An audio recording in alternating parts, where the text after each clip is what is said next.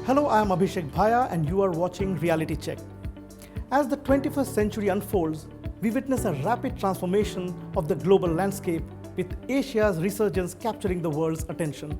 The rise of Asian nations, particularly China, has brought about significant shifts in economic, political, and cultural spheres.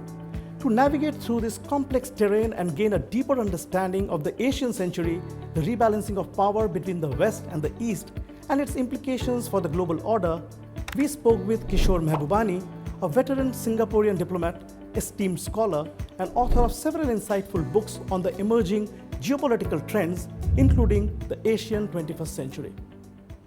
Your book, The Asian 21st Century, explores the rise of Asia and the rebalancing of power between the West and the East.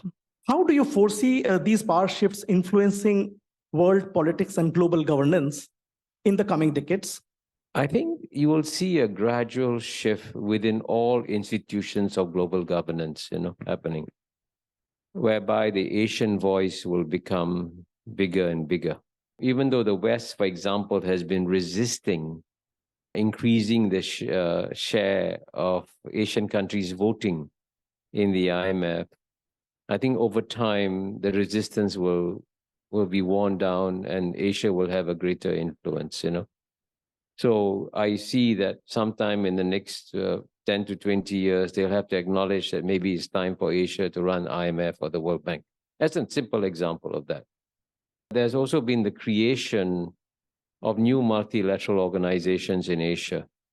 So, for example, the Asian Infrastructure Investment Bank, AIIB, and also the New Development Bank have done a good job, And these are new organizations created in Asia with the participation of all the Asian countries, And so the New Development Bank is based here I think in China, but the largest amount of loans have been given to India. You can see, therefore, how the Asian countries are growing their own institutions also. So that's the positive side of the story. Also, you spoke about wars being the result of geopolitical incompetence. So in that context, there are certain differences between the major Asian powers that we see on and off, including China, India, and Japan for that matter. How do you see these differences challenging the emergence of an Asian century? Can the region still unite and achieve collective progress despite these differences? Will the Asian powers be able to show geopolitical competence in resolving these differences? And I would say that my biggest worry today is the state of the bilateral relationship between China and India. I think it's fair to say that the relationship between China and India today is troubled.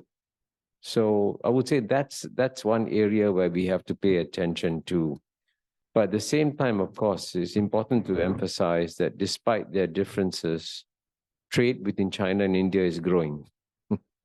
And in many areas, they continue to cooperate with each other. So on issues of climate change, for example, China and India are still cooperating with each other.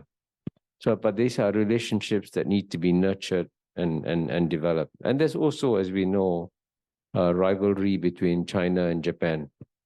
But that one, I'm somewhat less worried because Professor Ezra Vogel of Harvard wrote a book on China and Japan, in which he pointed out that China and Japan have the longest recorded history of 1,500 years.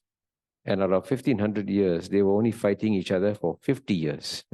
But there was recently, roughly from 1895 to 1945, Japan and China were at war, at conflict in one way or another.